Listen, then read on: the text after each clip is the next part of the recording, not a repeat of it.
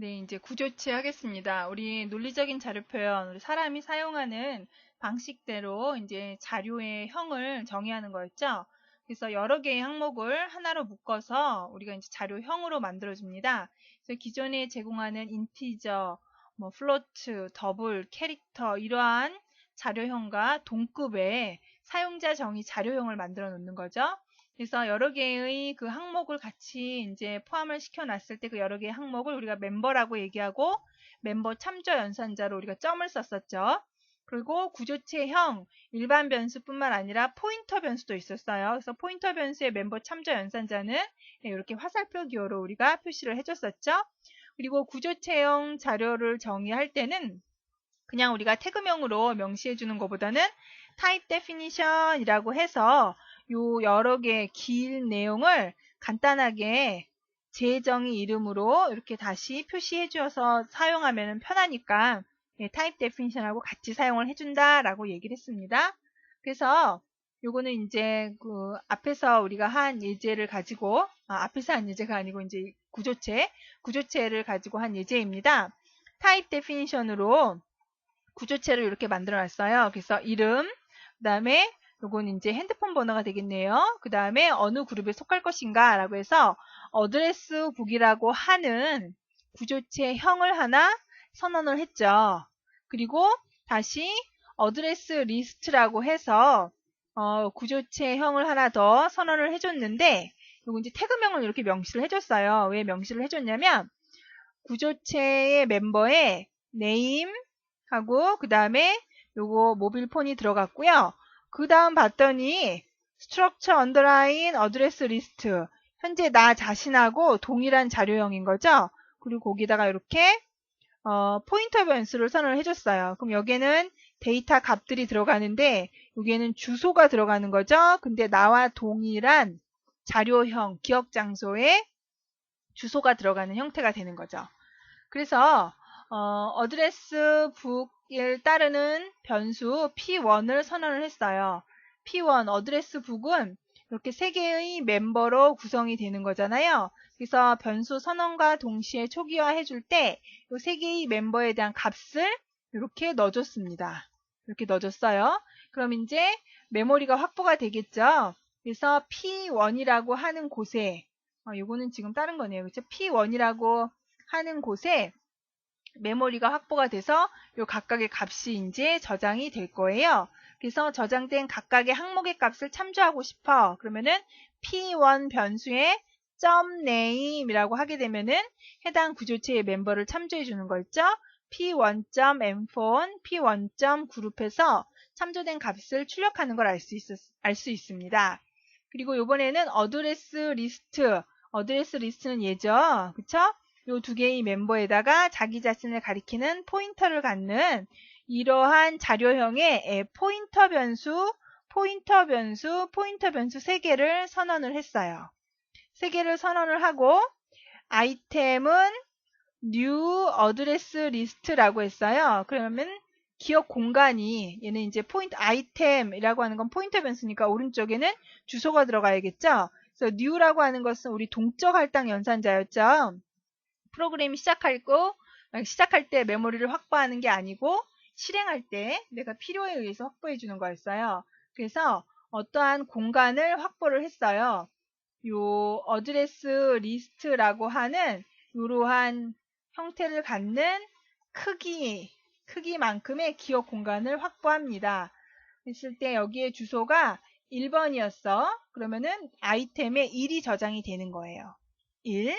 그 다음에 string copy underline s라고 해서 아이템이 처음에는 1번이라고 주소가 들어가 있겠죠. 포인터 변수니까 얘는 4바이트 크기를 잡을 거예요. 그럼 아이템의 name이라고 하는 것은 1번에 확보된 기억 공간에 name이라고 하는 항목의 기억 공간이죠. 예, 거기에다가 박이라고 복사해달라고 했고요. 전화번호도 복사해달라고 했고요. 그 다음에 아이템의 next는 우리 주소가 들어가는 곳이었죠. 그래서 널이라고 넣어달라고 했어요. 그래서 여기에 처음에 널이라고 넣습니다. 현재는 지금 2라고 되어 있는데 이건 최종값이고요. 예, 널이라고 처음에 넣습니다. 그 다음에 헤드는 커렌트는 아이템. 그럼 아이템이 지금 1번이죠. 1번이 커렌트에 저장이 되고 여기에 저장된 커렌트 값이 다시 헤드에 저장이 되는 거죠. 그러니까 이렇게 1이 저장이 되겠죠. 그 다음 다시 new 아이템은 new 해가지고 공간을 하나 더 확보했습니다. 확보를 해서 이 기억 공간에 주소가 뭐냐면 2번이에요. 그 2번의 주소를 이제 아이템에다 넣어주는 거죠. 예, 그래서 여기서 2번이 됐습니다. 그리고는 아이템이 가리키는 곳이 2니까 여기가 되겠죠. 예, 그곳에 네임에다가 김을 복사하고 그 다음에 전화번호 복사하고 그 다음에 넥스트의 값은 널이라고 줬어요. 그리고 뭐라고 그랬냐면 current의 next 커렌트에 얼마가 저장되어 있냐면 1이 저장이 되어 있어요. 그러니까 커렌트의 next는 여기를 얘기하는 거죠. 여기 널이 저장이 되어 있었는데 거기에 뭘 넣어달라고 했냐면 아이템의 값을 저장하라고 했어요. 아이템에 지금 요 문장이 실행됨으로 인해서 2번의 값이 들어가 있죠. 예, 그러니까 여기에 2가 들어가는 거예요. 아시겠습니까? 그래서 구조체형 멤버에 자기 자신을 가리키는 이러한 포인터 변수가 들어가게 되면은 지금 요 데이터에 저장된 끝에 보면은 또 다른 기억 공간에 주소가 들어가 있는 형태가 되는 거죠. 그래서 거기까지 만약에 한 상태에서 커렌트에다가 아이템의 값을 줬어요. 그럼 아까 커렌트가 1이었죠. 1이었는데 현재 아이템이 2니까 얘가 2의 값으로 이렇게 갱신이 되겠죠. 그쵸? 그래 놓고 다시 또다시 새로운 항목을 확보했습니다. 하나를 더 확보를 했어요. 근데 그곳의 주소가 3이에요. 그러면 아이템에 3이 들어가야겠죠? 3이 들어가고 그 다음에 아이템이 가리키는 곳에다가 이제 이렇게 이름, 전화번호, 널 값을 집어넣었어요. 그리고 커렌트의 next, 현재 커렌트가 여기 값이 갱신이 됐죠? 그래서 2번으로 지금 들어가 있어요. 그렇기 때문에 2번의 next는 여기가 되겠죠? 아까 널 집어넣었었는데 거기다 아이템의 값을 넣으래요. 아이템에 현재 3이 들어가 있죠? 예, 그래서 여기 3이 들어가는 거예요. 그 다음에 커렌트의 값을 헤드로 바꿨습니다. 헤드는 지금 맨 처음에 값을 1로 주고 변하지 않았죠? 예, 그래서 커렌트에 이제 다시 1로 값이 갱신이 됩니다. 그리고 뭐라고 나왔냐면요. 커렌트가 널이 아닌가? 예, 널 아니죠? 지금 1이 저장이 돼 있잖아요. 그래서 반복문을 실행합니다. 커렌트의 name을 출력하래요. 1번의 name이니까 박이 출력이 되겠죠? 그 다음에 1번에 전화번호 출력이 되겠죠. 그쵸? 커렌트의 모빌폰도 출력을 하니까. 그 다음에 커렌트 값을 커렌트의 넥스트로 바꾸래요. 커렌트는 지금 1번을 가리키고 있으니까 커렌트의 넥스트에는 2번이 들어가 있죠? 예, 그러면 이번에는 커렌트가 2번이 저장이 되겠네요. 그러면 커렌트가 널이냐? 널 아니죠. 예, 널 아니니까 커렌트의 name 2번의 이름하고 전화번호 출력하고 다시 커렌트를 커렌트 넥스트로 바꿨어요. 커렌트의 넥스트는 지금 여기 3이 저장이 돼 있잖아요. 그쵸? 그럼 이제 3이 될 거예요. 그러면은 커렌트가 널이 아니냐? 예, 아니죠. 아니니까 커렌트의 name 3번의 이름 출력하고 그 다음에 전화번호 출력하고 커렌트 값을 갱신합니다. 뭐로? 커렌트의 값을 커렌트의 넥스트. 커렌트의 넥스트 얼마 들어가 있죠? 널 들어가 있죠? 예, 3번 값을 출력한 다음에 널이 들어가요. 그러면 조건을 물어봤을 때 커렌트가 널이 아니냐? 아니죠. 널이죠. 예, 조건이 거짓이 되니까 빠져나옵니다. 예, 우리가 지금 뭐 했냐면 그리고 이제 링크드 리스트라고 자료가 내가 만약에 어느 순간에는 5개가 필요하고 어떨 때는 뭐 10개가 필요해. 이렇게 필요한 자료의 개수가 매번 달라질 때 정적으로 메모리 공간을 확보하지 않고 동적으로 확보한 거예요. 그래서 필요할 때마다 이렇게 메모리를 확보를 해주고 여기서 우리가 new 해가지고 메모리를 이렇게 확보했잖아요. 그런데 확보할 때마다 이름을 줄 수가 없으니까 이렇게 각각의 데이터를 기억 공간을 서로 연결을 시켜준 거죠. 그래서 링크드 리스트라고 얘기를 합니다. 그러면은 처음에 그 리스트의 시작되는 곳을 알면은 나머지 데이터를 다 우리가 검색해서 사용할 수가 있는 거예요. 네, 그래서 구조체 자료형을 우리가 직접 필요한 자료형을 여러 개의 멤버를 집어넣어서 항목을 집어넣어서 정의해서 쓸 수 있다라고 하는 거 기억해 두시고요. 그 다음에 함수 우리 함수 앞에서 했었죠. 6장 예, 함수는 약속된 기능을 실행을 합니다. 그래서 이미 자주 사용하는 것은 이미 정의되어 있다라고 했어요. 그래서 표준 함수, 표준 라이브러리 함수 다 같은 얘기예요. 예, 이미 정의되어 있는 표준 함수를 얘기를 해주고요. 그 외에 또 무슨 함수가 있었냐면 정의되어 있지 않아. 그럼 우리가 직접 정의해야 된다라고 했었죠. 그것을 사용자 정의 함수라고 얘기를 했고요.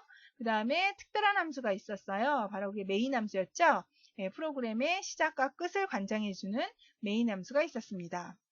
그 다음에 함수 오버로딩, 우리 C++에서는 동일한 함수 이름인데 매개 변수가 다를 경우 바로 그 이름으로 함수 정의가 가능하다라고 했죠. 그래서 그것을 함수 오버로딩이라고 얘기한다라고 했습니다.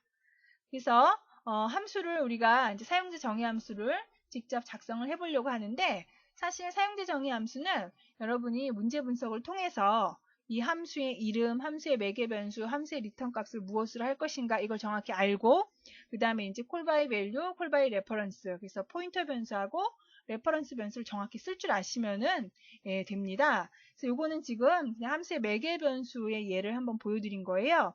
첫 번째 테스트라고 하는 함수, 두 번째 테스트라고 하는 함수, 함수 오버로딩이죠. 동일한 함수 이름으로 매개 변수, 첫 번째는 매개 변수가 두 개네요. 그쵸? 근데 맨 처음엔 콘스탄트로 되어 있고, 두 번째는 인티저 포인터 b로 되어 있어요. 요거는 콜바이 밸류로 전달한 거고, 요거는 콜바이 레퍼런스로 전달해 준 거죠. 그 다음에 두 번째 함수 오버로딩에는 콘스탄트 인티저 a라고 썼는데, a는 100이라고 되어 있어요. 이거 뭐였죠? 예, 디폴트 매개 변수라고 해서 함수를 호출했을 때 매개 변수를 전달하지 않았을 때는 100이라는 값이 전달된 것으로 간주하라 라고 했어요. 이것도 역시 C++에서 제공해주는 기능입니다. 그래서 테스트라고 하는 함수를 이렇게 만들었습니다. 테스트라고 하는 함수, 첫 번째 함수에 대한 거죠. 그래서 A의 값을 출력을 해보고 전달한 A 값을 출력을 해보고요. 그 다음에 요 콜바이 레퍼런스로 전달한 이 변수에다가 100이라고 넣어주고 리턴 1을 했습니다. 그 다음에 이제 두 번째 테스트 함수를 정의했을 때 이렇게 A 값을 출력하고 리턴하는 형태로 했습니다. 그래서 각각의 예제 코드를 이제 함수를 만들어 봤으니까 한번 입력을 해보세요. 그래서 여기서 이제 메인 함수에서 두 개의 변수의 값을 넣어주고 여기 테스트 함수를 이렇게 이제 통해서 전달을 해봤고 두 번째 함수를 통해서 전달을 해봤고 역시 또 했어요. 그러면은 요거는 첫 번째 테스트 함수가 호출이 되는 거죠. 바로 얘가 호출이 되는 거죠. 그쵸? 그 다음에 두 번째는 매개 변수가 하나예요. 하나니까 누구죠? 예, 얘가 호출이 되는 거죠. 근데 세 번째 봤더니 매개 변수가 없어. 매개 변수가 없으면은 디폴트 매개 변수로 선언되어 있는 요 함수가 호출이 되는 거죠. 그쵸? 각각 적절히 그러니까 세 번째에서 호출을 했을 때에는 요 a의 값이 100으로 들어가는 거예요. 그러니까 100이 출력이 되는 거죠. 예, 제대로 출력되는지 한번 직접 다 실습하고 결과도 확인해 보시기 바랍니다. 예, 이어서 이제 7장 다음에 7장 연습 문제 마저 하겠습니다. 수고하셨습니다. 감사합니다.